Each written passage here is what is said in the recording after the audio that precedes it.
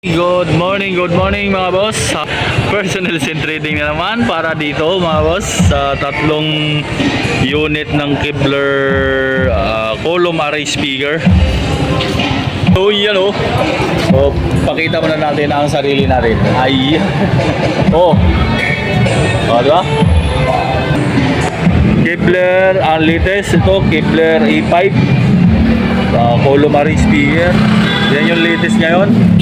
Sumunod, ito yon Kevlar E12 na line array speaker, may sub na kasama. At ito yung unang lumabas, ang Kevlar E9. Di 15 naman yung sub niyan. Ito, di 12. Plastic yung sub. Ito, 18 ang sub. Kahoy. Ang box, ito kahoy din. Ito kasama sa Kevlar E12 line array. Start na tayo. Dito tayo mag-umpisa sa Kevlar E5. Di 12 po yung sub mga boss. Tapos yung mid-high part niya ay 12 pieces na tag 2.75 inches bawat speaker. Ang diameter 600 watts po, may Bluetooth saka built-in mixer na po yan na apat na universal in niya, XLR to PL.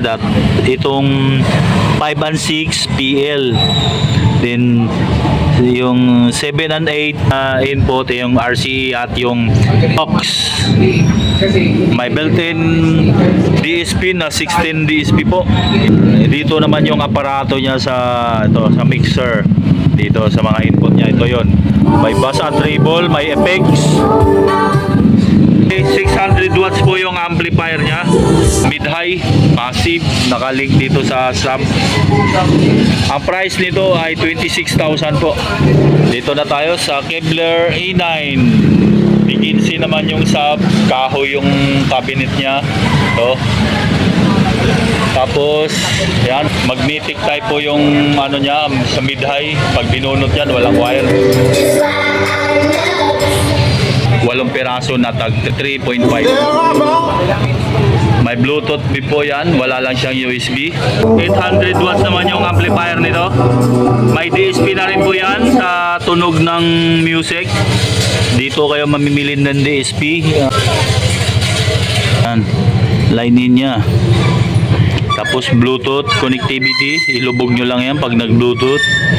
Sa DSP paghahanap, dito lang po, ayan o. 30,000 yan, di 15 yung sub. So dito na tayo sa pangatlo, yung Kevlar E12. Ayan ang kasama, 18 naman yung sub niyan, kahoy ang box. By Bluetooth tsaka USB na. Yung kasama, ang line na rin niya ay 4 na boses ang line na rin niya.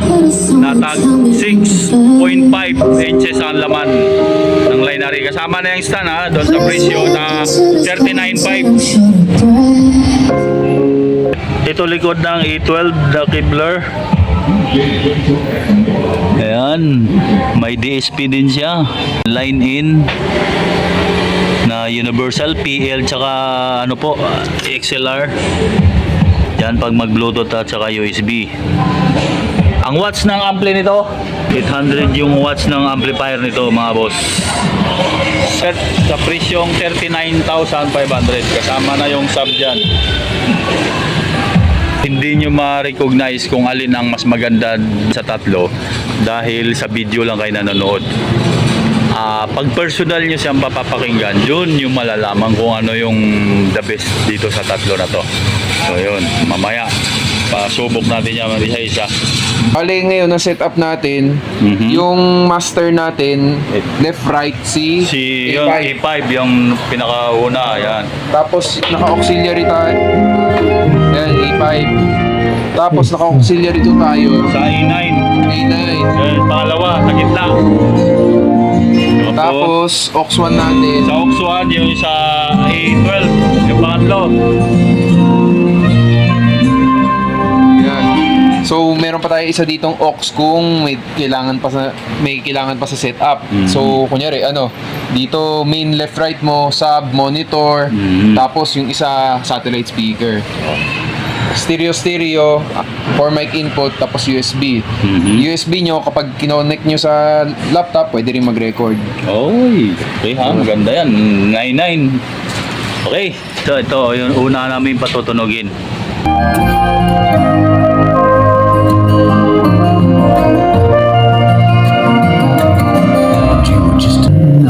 Yan, tumutunog ha, yan o.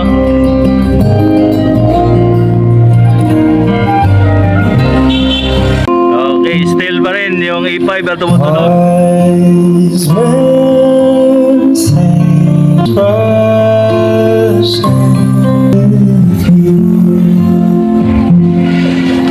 Some eyes things surely to the sea, darling. So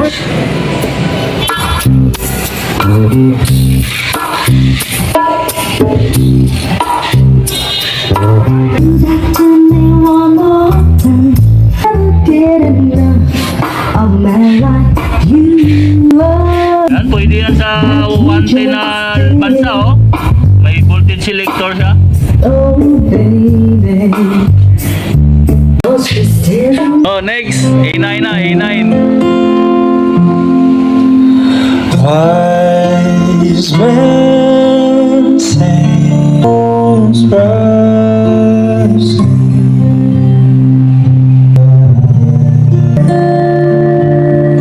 Would it be a sin when you're alone with you? Magnetic type po yung column niya. Yung pole niya. Magnetic type yan. of my life. You are. Kiss me. Kevlar A9 yan.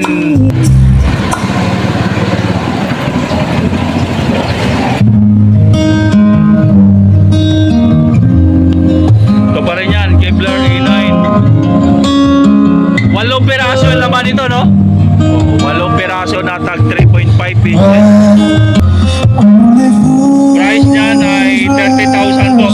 Ay nasa gitna. Shall I say, would it be your take my hand, falling in love with you?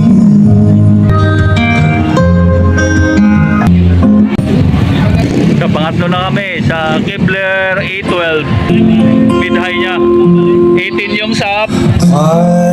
I-online na rin ang mid high na tag 6.5 inches bawat box. Falling in love with you.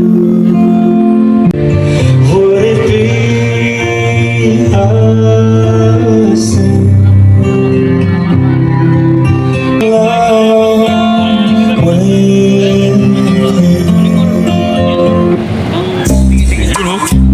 Oh, yan yung tumutulog yung pangatlo si A12 na Kevlar. With a man like you. Oh, do that to me one more time. You are. To me one more time. I can never So yan yung volume. all I got. Say those words, oh baby. Price dyan 39,500 po. Yan. Yung apat na biday kasama yan. Yung stand at itong sub na 18. Yan yung presyo 39,500.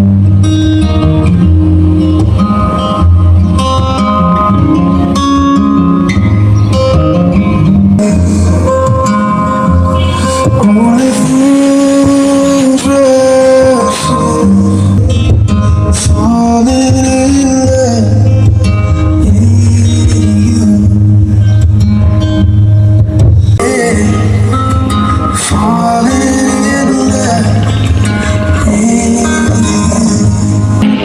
So pag nasa video lang kayo nakikinig mga boss, hindi nyo ma-recognize kung alin ang mas malakas doon sa tatlo na yon dahil hindi nyo sila personal na napakinggan. So ako po yung nakakaalam kung alin po ay yung mas malakas doon. Siyempre ito po para sa akin, itong Kevlar A12 po ang mas malakas dyan sa tatlo. from each other. Kevlar A9, Far away. It's hard for me to Kevlar say A5. I'm sorry. I just want you to stay. ito siya. Malakas masyado yung boses nito. Itong Kevlar A5. Natatabunan niya yung sub dahil sa dami ng boses niya na 12 pieces na to 2.75 inches. Yan yung lumalabas yung boses talaga niya. Natatabunan niya yung sub. Sige, dito tayo sa Kevlar A9. Oh, kasi ito maboses talaga ito dahil sa dami niyang ano eh. Ayan, A9.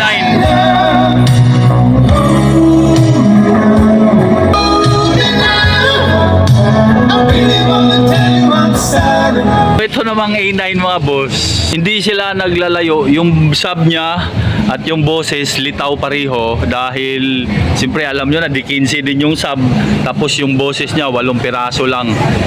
Balance yung halos tunog dito. Lumalabas yung sub at siyempre yung boses umaano rin, hindi na sasapawan yung sub.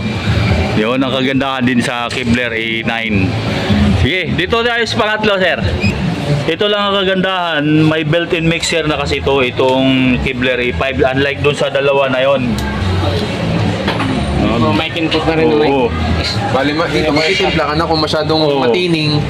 Dagdagan mo yung sub, bawasan mo yung Oo. bawasan mo yung high. Yan po. Dito po kayo mamimili dun sa sa gusto nyong tunog dun sa music. May low, may mid, may high. Yan. Ito yung volume niya sa Bluetooth. Yan po yun. Tayo sa A12. Siyempre mas malakas to. Yan.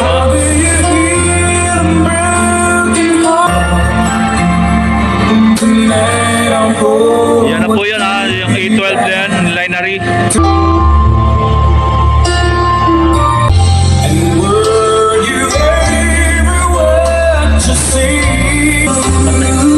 Okay, so ito naman pareho silang lumilitaw yung boses at syempre lumilitaw din yung sub. Yun. So para sa akin dito talaga ako. Mas sulit. Sulit ito para sa akin ha. Parehong pareho. Litaw yung sub, litaw din yung boses niya. Yun, sa presyong 39.5 po yan, yung Kevlar A12.